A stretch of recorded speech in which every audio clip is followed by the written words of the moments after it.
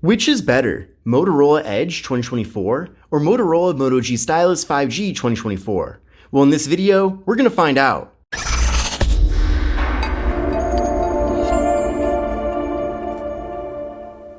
What's going on, everyone? This is Kevin here, coming at you with my comparison of the Motorola Edge 2024 versus the Motorola Moto G Stylus 5G 2024. Now, hence the names of these devices, they did launch pretty recently, with the Edge coming out in June of this year, and then the G Stylus 5G coming out in May of this year.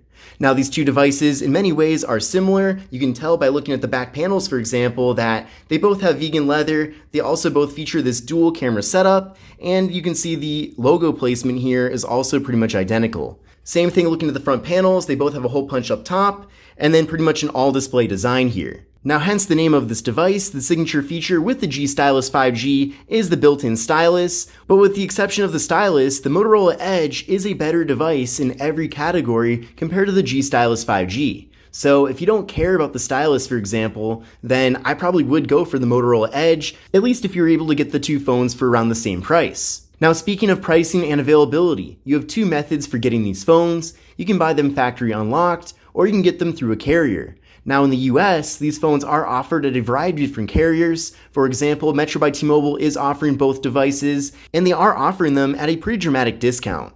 So both of these phones are being offered for free if you are porting in from a different carrier over at Metro by T-Mobile. And then if you are opening up a new line, you can get the Motorola Edge for just $99, and you can get the G Stylus 5G for just $29.99.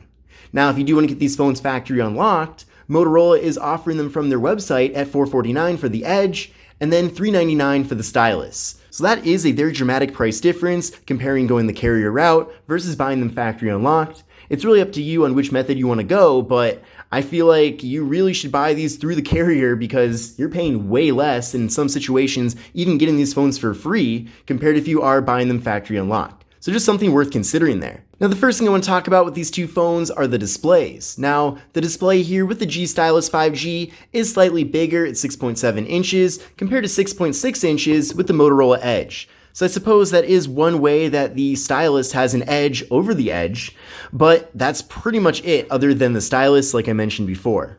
So beyond that, we are getting POLED with both displays. However, the Motorola Edge has a 144Hz refresh rate compared to a 120Hz refresh rate with the G Stylus 5G.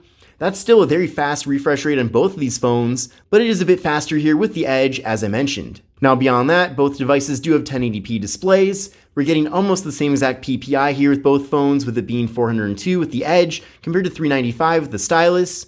Both phones do have 20:9 aspect ratios, so a more narrow but taller form factor. And then as far as the screen to body ratios go, with the Motorola Edge, we're getting a 90.2 screen to body ratio compared to an 88.2% screen to body ratio with the G Stylus 5G. Now, we are getting front cameras with both phones, with them being 32 megapixels on both devices. Now, when it comes to storage, if you buy these phones factory unlocked, they are both going to be coming with 256 gigabytes of storage, but if you do go the carrier route with the G Stylus 5G, you are getting half of that at 128 gigs. And then with the Motorola Edge, there is no microSD card expansion, but we are getting SD card expansion with the G Stylus 5G 2024. Now, both phones do have wireless charging at 15 watts, so if you do have a wireless charger, then that is very convenient. And then both phones do have in-display fingerprint sensors. We'll try this out first with the Motorola Edge. So that's very fast and responsive. Let's try it now with the G Stylus 5G. And there we go, very quick there too. I think it's pretty much the same in-display fingerprint sensor technology. Now, taking a look at the cameras in the back of both phones, both devices have dual camera setups with a 50 megapixel main camera and then a 13 megapixel ultra wide angle camera. And then here's how things look on the camera apps on both devices. This is with the main rear camera right now. Then from here, we can go over to 0.5 on both phones to fit a bit more content into a single frame. This is using the ultra-wide camera in this mode.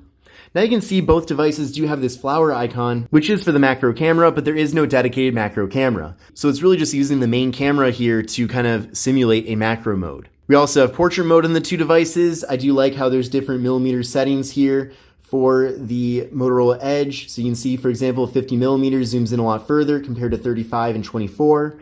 We don't get that functionality here with the G Stylus 5G, but both phones do have the ability to pick the amount of blur you want in your portrait mode photos. So here's how things look on the front-facing camera. This is with portrait mode right here. And then we can also do group selfies here by cropping out a little bit, and then you also have the option to take standard selfies as well. We're also getting 4K video for both the front and rear cameras on these devices. What is great about these two phones is that even though they are meant to be kind of mid-range devices, we're still getting a lot of various camera features out of them. And then both phones do feature 8GB of RAM with different processors. So with the Motorola Edge, we're getting the Qualcomm Snapdragon 7S Gen 2 compared to the G Stylus 5G 2024, which has the Qualcomm Snapdragon 6 Gen 1. And then I did run a benchmark test on both of these devices, and here are the scores from that test, so they're pretty much almost equal when it comes to performance.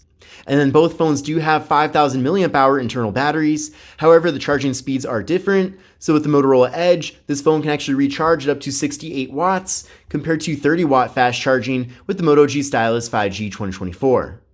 And then both phones do have Android 14, and they will be getting an update eventually to Android 15. They also both have NFC. They also both have stereo audio as well. So you're getting audio out of the main speaker in the bottom, but then also the earpiece up top. And then they also both have vegan leather on the back. Now there are some differences. For example, we're actually getting metal around the sides here on the Motorola Edge compared to plastic on the sides with the G Stylus 5G. And then the Motorola Edge is officially rated for Snapdragon sound, whereas we're not getting that here with the G Stylus 5G 2024. Another difference here too is that you can see with the display here on the Motorola Edge, it is a curved glass display, whereas it is flat here on the G Stylus 5G. I don't know if I necessarily have a preference of one over the other. Some people feel like it looks a little bit more streamlined having these curved glass edges, but it really comes down to personal preference, so keep that in mind. Unfortunately, with the Motorola Edge, there is no headphone jack, whereas we are getting that here with the G Stylus. And then, of course, we do have the built-in stylus here with the G Stylus. So this is actually very helpful. I like how it doesn't really add any additional thickness to the device itself. And then if you do want to use it to navigate around the phone, it's great for that. You can also use it to draw, and there we go. You can draw with it and then erase those drawings as well. The Play Store also has a lot of third-party apps that you can then use with the stylus, so it is really nice to have there, but if you don't find yourself using it, or if you don't think you will be using it, then I suppose it's not really much of a selling point there.